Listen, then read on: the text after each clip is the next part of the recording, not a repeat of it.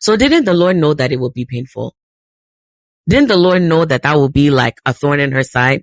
Yes, for sure the Lord knew, and he still did it. You are not behind. You are becoming. Welcome to becoming. May you leave here better than you came. Can we talk about something heavy? Pain. Pain. Pain can be one of the most dangerous and effective hindrances to our purpose. It's something that every single person on this planet can testify to experiencing, and no one has ever been able to escape it. Bad news knocking the wind out of you, or heartbreak making you want to stay in bed for days on end. We know these things to be normal rites of passage. It wasn't until I had this particular experience that I gained new perspective on pain.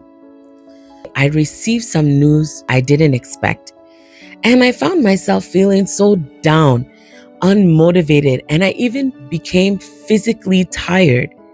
The next morning, I had a nudge in my spirit and I heard, "Wake up." I wasn't sleeping, but that bad news had temporarily slowed me down. This is when I understood how the enemy had been using pain against the people of God.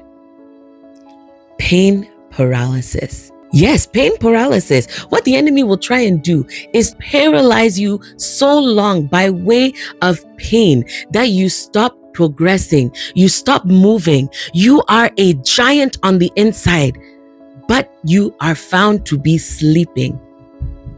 You are carrying a great and mighty vision, but you're stalled at the place of motion. Some of us, we are down for days, months, seasons, missing out on that which God is trying to do because we have been paralyzed by pain. But pain is not meant to paralyze you. It's meant to push you to prayer, to push you to praise, to push you towards purpose. Does that mean that we don't take time to acknowledge, heal, or lick our wounds? Of course, we take the time that we need. But pain paralysis is more than that. It's something different.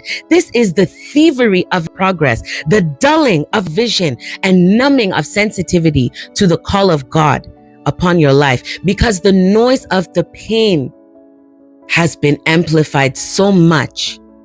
A story many of us know so well is the story of Hannah.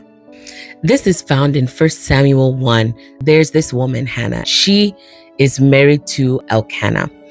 And this man has two wives, Hannah and Peninnah. Peninnah had children, but Hannah had none.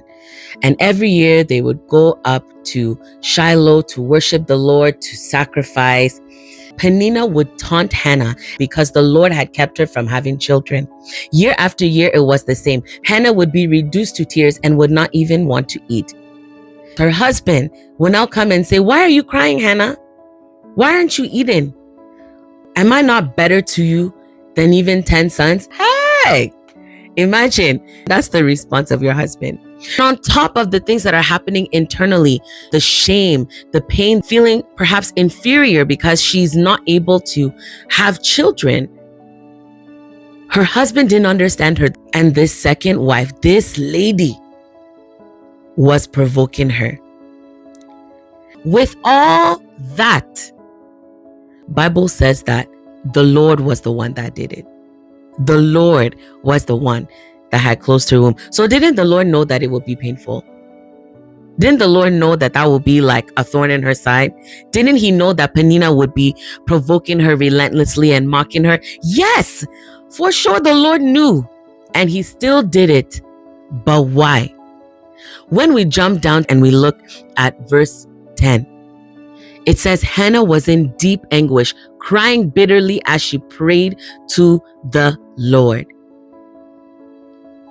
She is approached by the prophet of God, and he's like, "Have you come here like a drunken woman?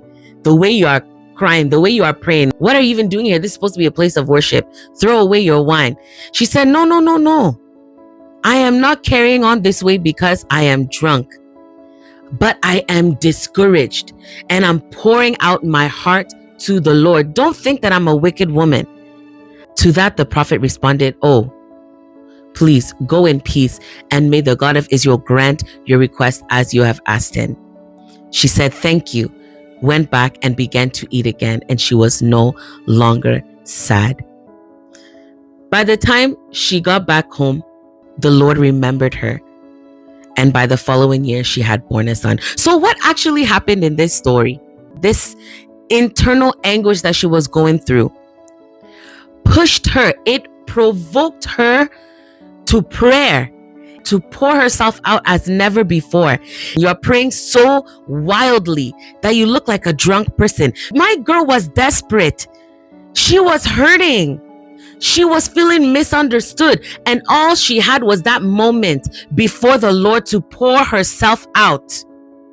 That is all she had, and she gave everything to it. It was that very pouring that resulted in her miracle. What if she had not been provoked? What if that pain had been louder than the purpose that she was carrying? Louder than that purpose that she needed to birth in the form of her son? I can testify that some of the most painful experiences of my life have led me towards areas of my purpose. Our best example of this is Jesus. Aside the physical pain of his death, the emotional turmoil of being so misunderstood, the heaviness, the emotional weight, the sadness of facing accusation and undue hatred. Jesus cried. He was going through a lot. He even asked the Father, if it's possible, let this cup pass from me. But all this was for his glorification and his ultimate purpose. Bible says that his grace is sufficient. His strength is made perfect in our weakness. So if we never run out of our own strength, at what point will we experience that grace? Grace is available, and the Lord is standing by to help you to push through in prayer, in praise, and in purpose. Until next time, be blessed and be a blessing.